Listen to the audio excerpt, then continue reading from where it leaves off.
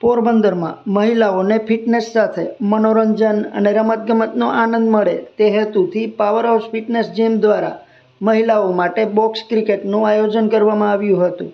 સામાન્ય રીતે મહિલાઓ ઝુંબા, યોગા અને જીમ જેવી ઇન્ડોર એક્ટિવિટીમાં જોડાયેલી રહે છે, ત્યારે તેમને આઉટડોર પ્રવૃત્તિનો પણ આનંદ મળી રહે તે માટે આ વિશેષ કાર્યક્રમ યોજાયો હતો। આ આયોજનમાં મહિલાઓએ ઉત્સાહભેર ભાગ લઈ રમત સાથે આનંદમય ક્ષણો વિતાવી હતી।